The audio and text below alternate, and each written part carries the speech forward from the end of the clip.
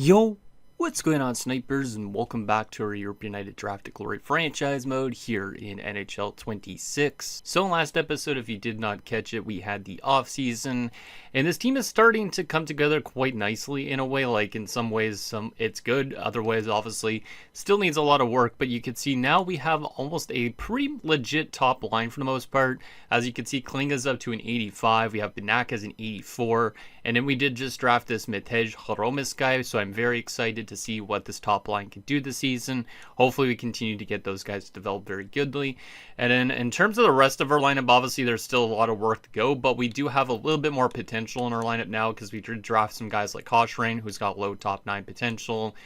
Guys like Barrett, who has medium 9, so there is a chance that some of these guys could start growing, and I'm hoping that's obviously going to be the case. Now, our defensive core is still a little bit of a work in progress, but Brad Andrews obviously is a nice little pickup. He is only a medium 6, but hopefully he develops nicely, kind of like Albert Tozer has in his first few years, because this defensive core is definitely still probably our weakest point, I would say, maybe.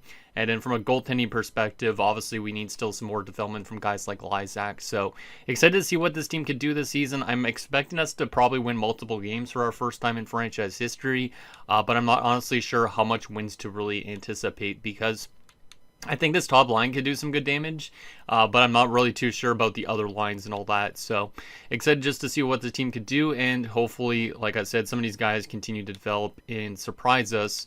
And even guys like Nichols, who has medium 6 potential, hopefully he gets some decent growth this year, so that way he's on his trajectory to actually hit that top 6 potential. So anyways, with that said, let's get in you guys' comments, see what you guys have to say about last episode, and then we will get into the 2028-29 season. So the first comment is from Ice Attack, who says that top line looks really good. Dave needs to get a good defensive partner now. And yeah, Dave definitely does need a good defensive partner. That's definitely something that we need to work on still. Albert Tozer has been growing nicely, but obviously he doesn't really have a high ceiling at this point. So it would be nice if we could get like a medium top 4 defenseman or even a medium elite defenseman to play next to Dave Antonio. So hopefully that's something we could find, not necessarily in this upcoming draft class because it looks kind of bleak to us, but hopefully a future draft class for sure.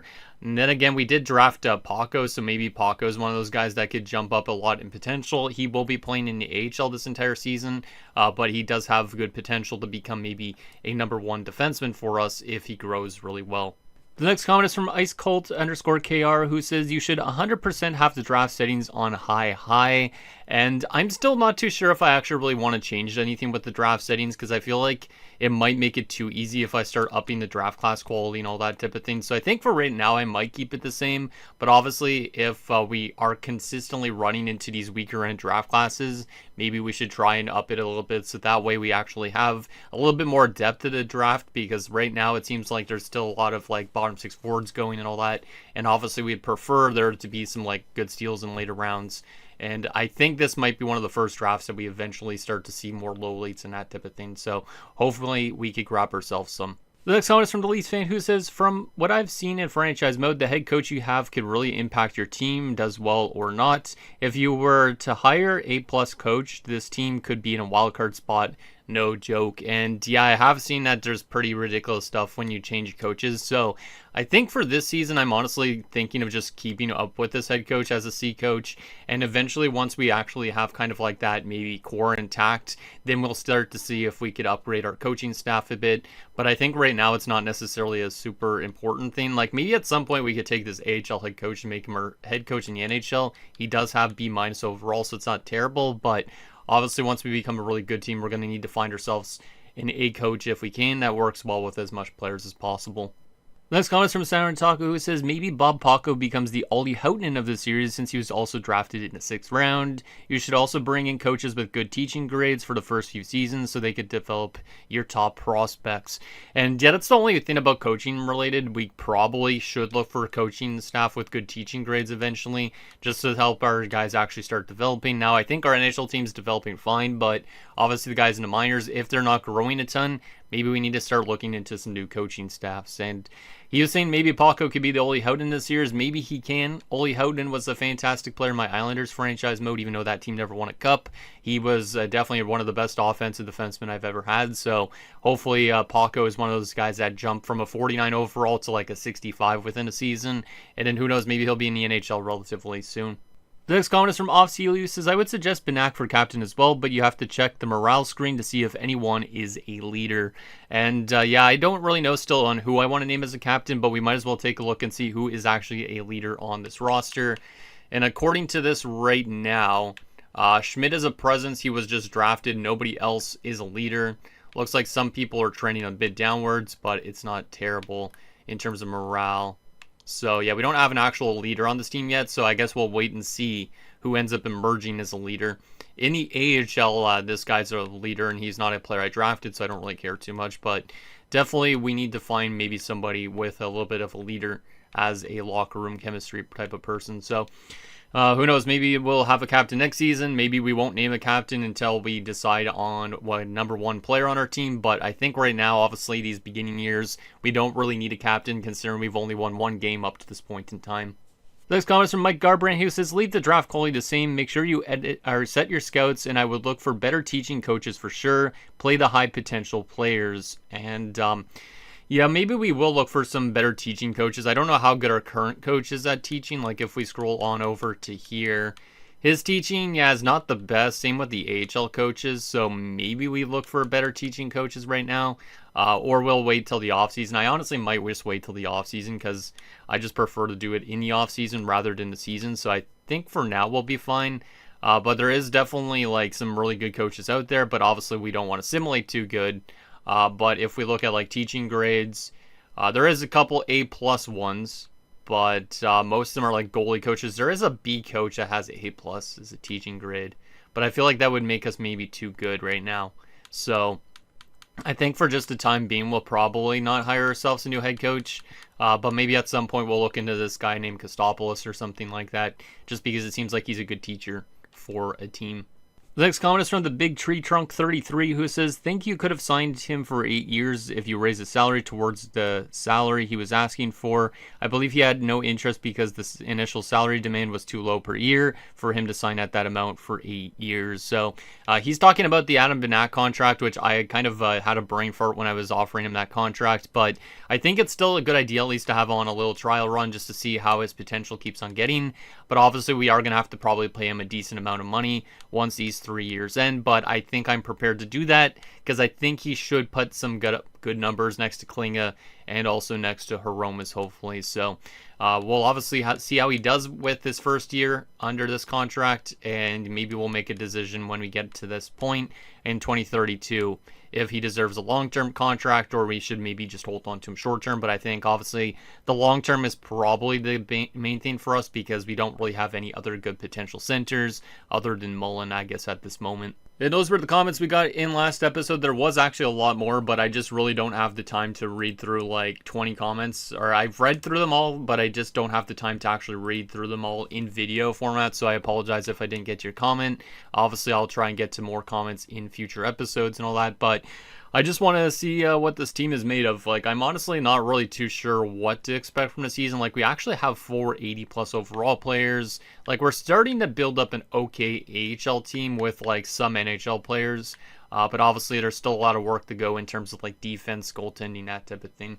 And also, what doesn't help for us, something that a lot of you guys were actually mentioning, was this draft class doesn't look the best for us because the best player that we could draft is likely this Paxbu guy. I'm hoping that he's an elite player, but he honestly might not be. It does help that he's a centerman because we do need more center depth just in case, obviously, Benak isn't the real deal.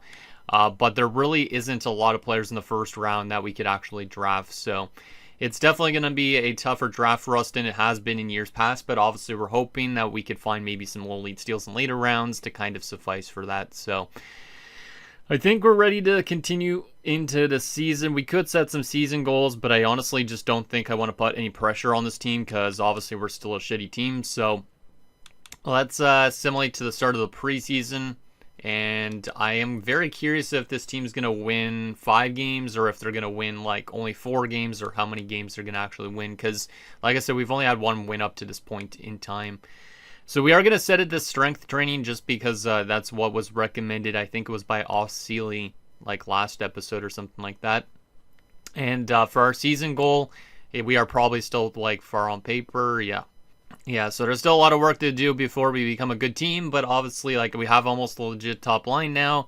So as long as that line plays good, we should definitely see a little bit more changes to our lineup, like maybe some more goal scoring in terms of goals for. Maybe we'll not be the worst team in the league. Maybe we'll find a way to win like 5 games instead of 1. Maybe we'll win 10 games. It's really tough to say. So anyways, with that said, let's see how we do in the preseason. And yeah, I'm really hoping Hiromis could make a pretty damn good impact in his first season. Like I said, he is playing obviously next to Klinga, and he's also playing next to Benak. So our first not first AHL game, what am I saying? Our first preseason game was a shootout loss, so that is kind of good to see. But we're still losing pretty much every other preseason game, which isn't great, but it could be the fact that we don't have the greatest defensive core. We do not win a single game in the preseason, 0-7-1. Let's still take a look at some stats here just to see what was doing well for us this preseason. Benak was almost point per game. That's actually really good to see. Considering we don't really score a ton of goals, him, Klinga, and Hiromis was the best line, as they should be. And I'm kind of expecting it to be like that during the season as well. If it's not, that'd be insane. And then Dave Antonio also had 3 points. So technically our best players were our best players, which is a good sign to see. And also Albatozer had 3 assists. So we are getting that production from him as an OFD. And then from a goaltending perspective, looks like both goalies not so good of numbers. But at least we did lose 1 game in overtime. Alright, so that was the preseason. Obviously now will be interesting just to see what this NHL season is like. Will we find ways to win more than 1 game? So far in our entire franchise mode, we only have 1 win and an overtime loss. So anything more than that would be a season best. So let's go all the way, I guess, right till the end of the season, because we don't really care about anything else going on. Injuries are still going to be off for the time being until we actually can still kind of say that we have a good enough roster, maybe. But let's see how we do in the season. See if we could get some wins, because it would be kind of cool to have a couple wins this season. Alright, so starting off on a little bit of a bad note, not scoring a lot of goals, giving up a decent chunk of goals. There's already an overtime loss against Vegas, so that's already a point. And we beat the LA Kings, so this is already probably our best start in franchise history. So that's good. We beat the Kings for the 2nd time, so our first 2 wins both came against LA. That's actually kind of interesting. That was also our first, I think, maybe in regulation. Because I think the other one was in overtime, or was it not? I honestly don't know. Maybe our first point was against the LA Kings. I can't remember, to be honest.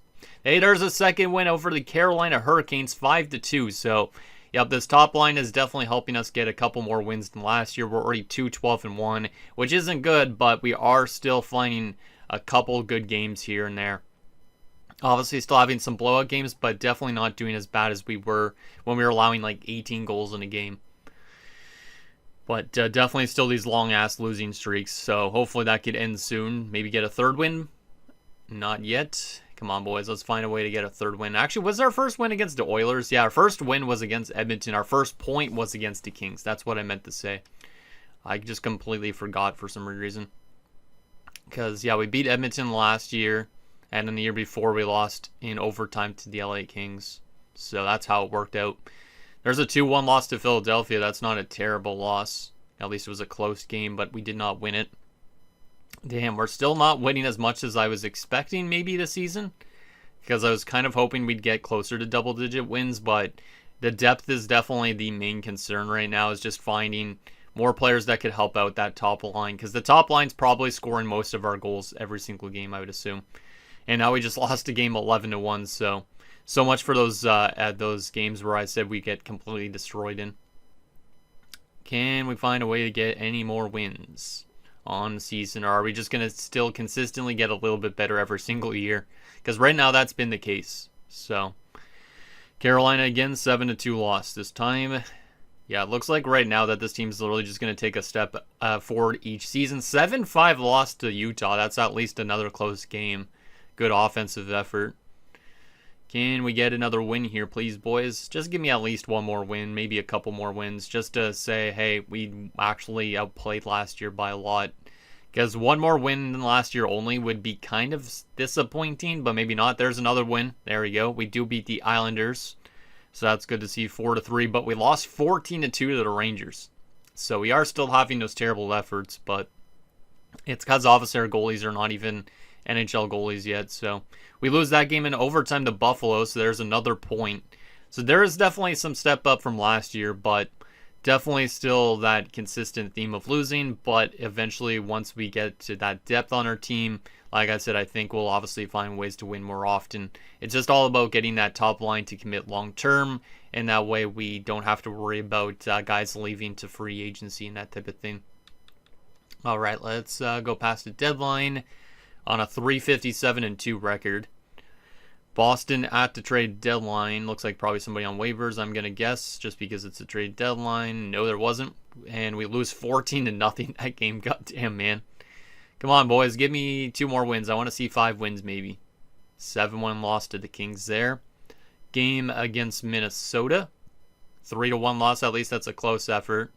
Montreal, 6-2 loss. Anaheim is a 4-3 loss. That's another close effort. At least we're having some closer games, because that's helping us a bit. But still only on 3 wins on the season. I don't think we're going to hit 5 wins. We're definitely not hitting double digits at this point, unless the game gives us a random winning streak, but I doubt it. 4-3 loss to Carolina there, so that's almost another win, but we don't get it.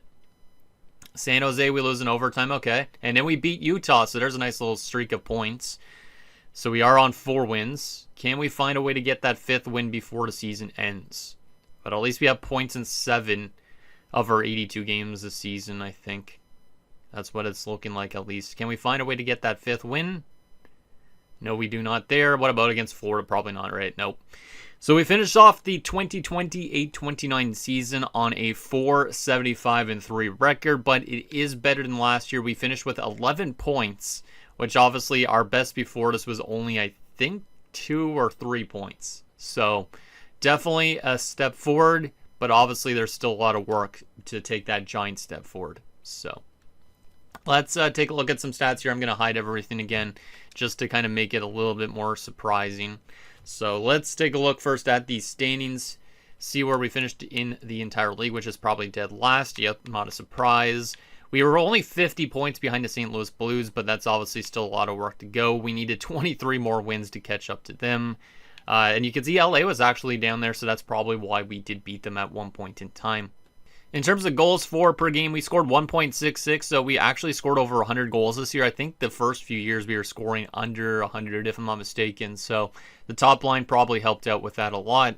Obviously the worst offense in the NHL, and by far the worst goals against at 6.44 against. But I think that has improved, because if I'm not mistaken, I think the first few years we were allowing over 7 goals a game.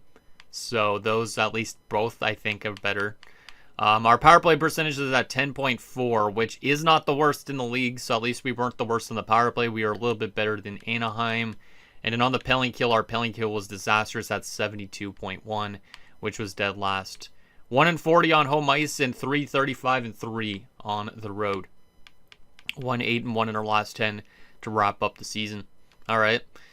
Let's take a look at some stats here. We do see Klinga led the team in points this time around. It wasn't Benak, which is interesting, but I am once again going to hide this so we could go by each position. But Klinga leading the team in points is interesting. I wonder if the offense was spread out on that top line or not. So here's our player stats. Benak 52 points, so it looks like the top line all had probably around 50 points. I'm hoping that means a good rookie season from Hromis. But Benak getting better. Similar numbers to last year, more of a playmaker this year, of course, because more shooters next to him, but looking like still he is improving, especially defensively, and yeah, he looks like he could end up becoming a actual high top 6 forward, which is awesome. So looking good so far. Reber on 26 points. Reber continues to be consistent, but obviously he's probably still a guy that's eventually going to get taken out of the lineup. Then we have Mullen, who is the top 6 forward on 14 points. Not a terrible season for him, especially defensively.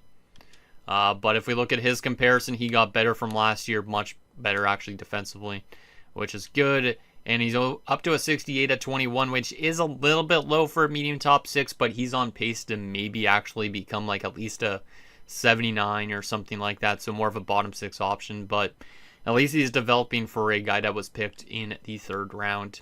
Next up, we also do have our center that we just drafted recently, Rich Barrett, in his rookie season.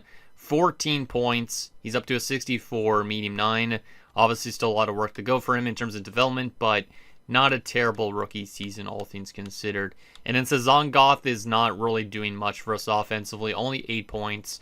Doesn't get a lot of ice time, though, so it kind of makes sense. And his plus-minus wasn't bad, but he's a 65 at 20, which definitely is a little bit low. I would have hoped he would be up to at least a 70, but he's still a solid filler player. Then we head on over to the left wing side of things. Klinga, 55 points, 29 goals for Klinga in his second, or is it his third season? I guess it might be his third season. Is it his third season? No, it's his second season. That's definitely a good step up for him. Much better plus minus. Offense up by 14 points. Scored 9 more goals this season. And looks like most of them coming on the power play, or a good chunk of them, I should say. But yeah, I'm impressed with Klinga. He's scoring goals. He's throwing hits. His takeaways were better than his giveaways. I think he's definitely developing quite nicely. He's actually technically our highest overall player on our roster, as he has surpassed Benak. So, looking good for Rudolph. Master Liski's on 27 points. Obviously, he's still a guy that's going to get taken out of the lineup at some point, but not bad. Kearns, 13 points. Only 2 goals for Kearns in this season. Definitely not a huge scoring threat, but he's definitely not a guy that's going to probably hit much potential anyways. Nichols only on 4 goals and 5 points as a medium top 6 forward. Still looks like only a 49, which is unfortunate, so I'm not really too sure if he's going to be one of these guys to develop, but obviously we got to hope for some growth in the offseason. Koshrain on 4 points in 82 games as a 58. It's not bad, I guess, but he doesn't have a high ceiling either. Right wing side of things, Hromis' rookie season was a good one. 20 goals and 51 points, minus 80. Only 2 power play goals, but he is up to an 84, which means he's almost better than Benak already. But yeah, that's a good rookie season from him after building up on that preseason stuff. So yeah, I'm really liking the way this top line is starting to come together a bit. You can see Hromis is actually a 4.5-star shooter now. Like, his shot power is up to a 91, so definitely going to be a good goal scorer for us, I think. And Klinga seems like he's a good goal scorer, and then hopefully Benak could set those 2 guys up. And speaking of players that performed well, this guy did not perform that well. Norbert Schmidt, only 2 points this season, but he is a very low overall player and potential player. He was a 7th rounder as well. So yeah, not a great season from Schmidt, but obviously don't really expect too much from him. From a defensive standpoint, this should be interesting. Alpetozer outperformed Dave Antonio this year. That's interesting. So Alpetozer is definitely picking up that offensive scoring. He's up to a 77. So Alpetozer actually might become a legit medium top 6, which is nice, considering we weren't too sure what to make of him when we drafted him. But stats a little bit worse than last year offensively, but his plus minus improved. He's not very aggressive, which is kind of nice to have as well. Yeah, looks like a good player all around. I don't really expect him to become the craziest offensive defenseman, but he looks like he could at least be a solid top 6 option for us once we get our defensive core a little bit deeper. Antonio had only 26 points, minus 118. He's up to an 80. I think he might be higher than that, but maybe morale's hurting him a little bit. But his morale, his coach satisfaction is very low. So if we find a new coach, that would be great probably for him. But yeah, his production dropped off a lot this year, but he got better at least defensively. He's still kind of aggressive with his penalty minutes. But yeah, looks like he had an okay season still. And maybe a new coach would help him out a little bit better. So there's Antonio. Emerson, who is the medium 7th? Yeah, or no, medium top 6. Was he medium 7th at one point? Or was he always medium 6? I feel like he was a medium 7th at one point. Maybe not, because he was a 2nd rounder, so he's got to be a medium 6. But 22 points in his second season, the same plus minus, which is kind of funny. All right, not a bad year for Emerson. Andrews in his first season as a medium 6, only 10 points, still a 63. Hoping for some good growth from him potentially in the offseason. Wall on 9 points as a medium 7th is not bad, and then Bednar had 8. All right. In terms of our goaltending numbers this year, Lysak had 2 wins, 50 losses, 2 overtime losses, and an .858 save percentage, 6.38 goals against average. Pojar had his first 2 career wins, which is nice, at 25 losses, 1 overtime loss. Very similar save percentage and goals against to Lysak, so it doesn't really matter, I guess, technically at this stage, who is in net. But we do definitely need to start finding ourselves some good goalies, hopefully, because that could definitely help us win more games as well. All right, well, our best players are our best players. Klinga, Benak, Hromis were up there, and then it drops off considerably, but like Albatozer and Antonio were the best defensemen, so that's exactly kind of what you would anticipate from this team, I think. So our MVP of the season's got to be one of these three guys on the top line, probably Klinga because of the leading in points and 29 goals. Like, him and Hromis both hit 20 goals, nobody else hit 10. So I'm liking at least a goal scoring from that top line right now. Now, the question is actually, I didn't even think, how good did Bob Paco do in the AHL? Because he's the only guy, I guess, other than Whitmore that we care about down there. Because Seidel and Vapnik have no potential at this point in time. But Paco had 19 points in his first season, and he's up to a 61. That is actually really promising, because wasn't he a 48 or 49 when we drafted him? I think so. I can't remember now. I think he was like a high-end 40 overall player. So he might have got actually a good chunk of growth this season, which is promising as hell. But obviously he's already 19, so we got to continue him probably. I would say maybe continue playing him at the AHL level, but maybe we could even get him into the NHL next year. It's tough to say because he might wean out somebody on that top 6 pairing. And then how's Whitmore looking? 7 wins this year for him. All right. He's getting better for sure too, but he's got no potential, so I don't expect him to grow really that much. All right, so that's our season for us. Let's actually, I want to go to points for the rest of the league for a second here too. Actually, rookie points more specifically, because I want to see if Hromis had the best rookie season in the NHL potentially. So if we go forwards here, actually not forwards, we go rookie skaters. Hromis was the best offensive rookie this season, so that's a positive. But that plus minus, since we're still a draft to glory team, unfortunately for him, he will not win the Calder because of that plus minus. But in our books, we could almost say that Hromis was a Calder winner if he was not on a draft to glory roster. So shout out to Hromis, 20 goals. Only one of 2 rookies to hit 20 goals, it looks like, this season. So definitely made a good call on taking Hromis, since we could not get that franchise OFD, who was our franchise 2AD. I mean, actually, I should take a look at him. Where is he? Where is that guy? Did he play this season or did he not? Where is he? What was his name again even? I'm trying to remember his name. Oh, Purrington, right. Let's just sort alphabetically here. Just because I'm curious if Purrington actually played any games this season. He did not. Was he in the AHL last season? Because he probably should have got a contract based on his overall rating. You think he would have played at least some games, but he did not. Purrington was not in the AHL either, which means he's probably still unsigned. I got to take a look at that just for something extra here, because I expected him to play this year for the New York Islanders, but they might have left him unsigned, or they scratched him all year. He was in the lineup, I think, but he was scratched all year. Yep. The New York Islanders scratched a franchise right defenseman from friggin' where's the country again? What was the country? Romania. Goddamn, man. Yeah, the Romanian. The fact that they scratched that guy is absolutely abysmal. The good thing is that Mayfield should be gone from them this offseason, but why are you not playing a franchise OFD? Or not OFD, 2AD in the lineup? Like, why not? Like, I know Matthew Schaefer's up there too, but literally, and they also have Hammerlick that they drafted recently too. Damn, they're building up a good defensive core. But yeah, Scott Mayfield hopefully goes to free agency, which opens that roster spot for Purrington next season.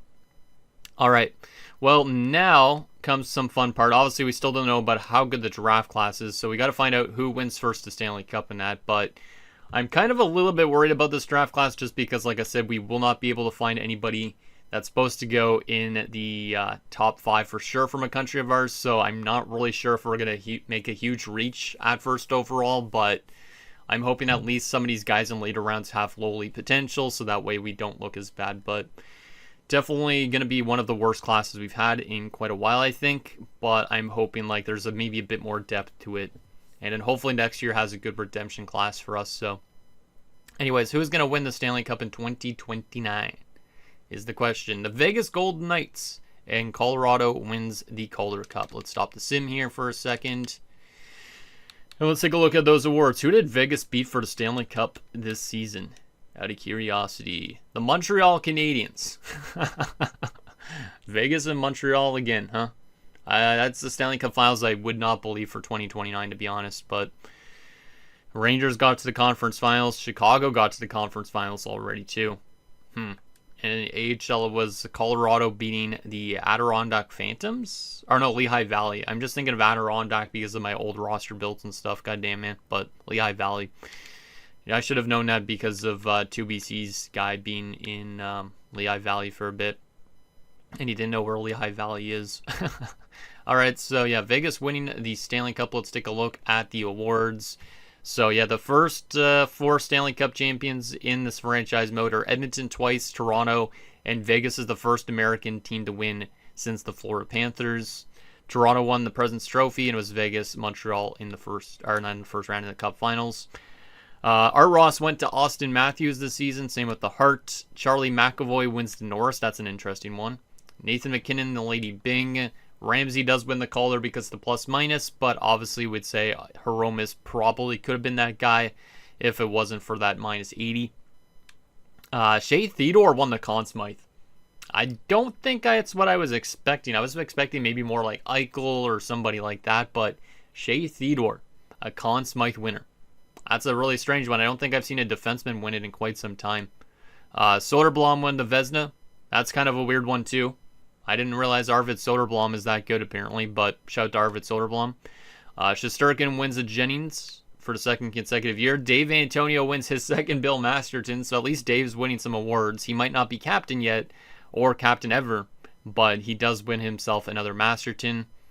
Lane Lambert wins the Jack Adams this season. JT Miller wins the Selke. All right. Matthews the Lindsay, and Matthews the Richard. All right. Any HL crazy awards? Gurbenkin, Lambert, Davidson, Ansis. Seidel won the Yannick Dupre just because they always give it to one of our players. And that's it. Boom. All right. So those are the awards for 2029. Now comes the fun stuff, the draft lottery. Honestly, at this point, we don't even know how good this draft class is. So we don't really care if we have the first overall pick almost or not, because it didn't look like anybody that we could draft was projected to go first anyways. So as long as we have like a top 3, top 5 pick, it's fine. So let's see if we win the draft lottery. It would suck to win the draft lottery this year though, because I was hoping obviously we'd win it last year and we didn't. So yeah, let's find on out and see if we are going to be picking first overall and making a huge reach. No, we are not. We're going to be drafting third. So we fall from first to third. LA moves up to second. St. Louis moves to first. All right. Well, at least we're not at first overall because, like I said, there probably isn't a player that we could draft anyways at that position. So let's go okay on that. And then we got to look at some retired players. Not that this matters too much at this stage, but Evgeny Malkin has called it quits. Also, Panarin is retired too at this point. Damn, that's pretty early, or earlier than I expected. But then again, I always forget how old he is. Ryan O'Reilly as well retires. Matt Zuccarello retires. So some pretty big names have called it quits. Obviously, nobody on our team yet because we're still developing it. But there's forwards. Best defenseman to retire. Carissa Letang also retires the same year as Malkin. Drew Doughty retires in Columbus. That's kind of a strange one. All right. Best goalie to retire this season is Jonathan Quick. And then Semyon Varlamov. All right. So those are the retirements for the season. Now we got to do probably some draft interviews. But first, Drew Doughty's apparently a coach. That's kind of an interesting one. Maybe we can bring in Drew as a head coach for our team at some point. Coach retirement. We did not use an NHL coach or AHL, so that's good to see. Any real coaches retire? If I recognize their names, looks like it's all generated guys for the most part, I think. Yeah, it looks like it. All right. Draft interviews. Let's do some draft interviews just in case there's any players we actually don't know fully. So let's look league by league here, just because I feel like that's probably the best thing for us. We'll also even look in the CHL, even though we don't have a scout in the CHL, but just to see if there's anybody from a country we could have actually drafted, which at this point, I think it's just going to be all Canadians and Americans. So it's good that we don't have any scouts in the CHL. So Guess we'll never put a scout back into CHL because it's just going to be Canadians and Americans from here on out. So, yeah. Let's head to the German league. So, starting off with the Dell. Bomick is not looking insane. Wasn't this guy projected higher, or was that a different dude? It might have been a different dude. Oh, yeah, it was the center, not Bomick. But Bomick's a medium 9 power forward. That's not terrible. I mean, if we need more wingers, we could always draft him. There's also Sasha Kreutzer. Sasha Kreutzer looking like that. And I did see this. Medium starter, Akeem Forster. So this guy's definitely a player we need to draft because we do not have a high-end goalie prospect. And it looks like Forster can at least be a starter. Meanwhile, right now we only have like fringe starters and stuff. So I think Akeem Forster's high up on our list. There's also Baker, who is a medium 6 DFD for later round maybe. And there's a bunch of bottom 6 forwards like Bobby McGuire, this odd guy, Blanchard. Not seeing any little elites, unfortunately. But at least it looks like our scouts are literally finding everybody that's actually supposed to get drafted. So we do know the potentials on everybody so far. Into the Swiss League. There's Paxbo, who's the guy that we probably have to select. And he's only a medium 6. But I do see a low lead afterwards, which makes me feel a little bit better. But let's first look at Paxbo, who will likely be the 3rd overall selection in this draft unless somebody else has moved up a lot. But he's 2 years out, apparently. So that's not terrible. He's probably going to be a good overall, at least. And he's got leadership ability, too. So who knows? Maybe this guy would be a future captain for the roster. But definitely is looking like he's going to be our first pick, potentially. So there's Paxbo. He is a playmaker, too, which is nice. And then Schroeder apparently is listed as a bust. He's supposed to go late first round. We're probably not going to get him anyways. But there is this perfect second round pick. A lowly 2-way forward, Jared Law from Switzerland. And he actually looks pretty decent too, 3 years out. So he's probably like a 65 round. So I think right now our first 2 selections, Paxbo and Law. And then afterwards, maybe the goalie 3rd round.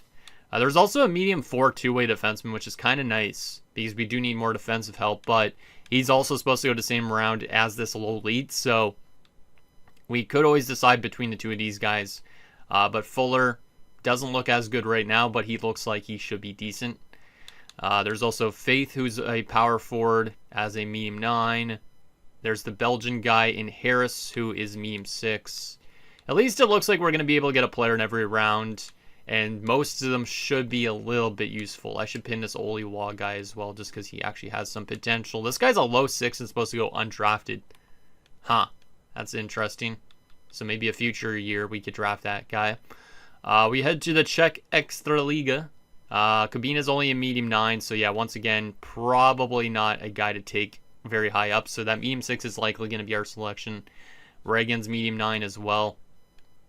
Or Regan, one of the two. Martinek's only a low 6. We didn't get Smiles fully scouted, but he's probably a lower medium 6. There is another goalie that we could draft, but he's only a medium backup. So yeah, none of these guys are probably worth that high up pick selection, but I think our scouts actually did a pretty good job. There's another Romanian, and he's a Romanian goalie, but he's not supposed to get drafted, so that's kind of cool. I'll pin him just because of him being Romanian, but looks like the game's generating a bit more Romanians than I expected. Also, this guy named Jamal Peters. So maybe we'll eventually have some Romanians on this roster. We head to the Ice League, which only has those 3 players. Schubert's only a low bottom 6, so not worth drafting in the slightest. These other guys we don't know about, surprisingly. SHL, any crazy good potential guys from Denmark? Oh boy, I wish I had them fully scouted. Ooh, 1 year out at 17. Oh man, we have actually a decision to make in the second round. Urquhart could be better than that low lead forward. Oh boy, I did not expect this. But he is supposed to go second round. He also could be a medium 4 with a high overall. Wow. Alright, well, we're definitely going to interview this guy. Definitely going to interview him. We do already know that he's 1 year out, but I do want to know maybe a little bit about him. Like his strengths, his weakness, and also maybe what player type he is. So, what player type is he? We won't necessarily know his potential, but we already know, I think it said that he was 1 year out, though. I thought it said he was 1 year out. Thought it said guaranteed. And let's go play style. He is a stay-at-home defenseman, so he's a DFD potentially, which isn't a terrible thing. He might be a good player to have on a top 4. But I think it said that he was 1 year out, didn't it, for sure? Yeah, he's already locked in as a 1 year out guy, and his attributes look pretty good. Like, he could be a 70 maybe around. So, yeah, that's going to be a tough decision. I'm going to have to definitely show you guys all the players we could draft again. But I think Urquhart could be the second rounder, or we go with a low lead forward. But it kind of sucks that they're both supposed to go second round. Because imagine one was supposed to go third round. Then we could take both of them. But it looks like at least there's going to be some good Danish players. Meebus is listed as a gem. Huh. But he might be a low 4 based on that. But that could be a later round steal. Maybe not, though. Strom's only low bottom 6. That's fine. Finland, Winchester, we don't really know anything about him. He's supposed to go first round. He looks actually really good, though. He is like NHL ready as a late first rounder, but probably not worth the take with our first selection, my guess. There's also Rogers, who's probably basic. Low top 9 in Mathers. There's another meme starter, but he can't take him. There's a couple Norwegians that we didn't have fully scouted yet.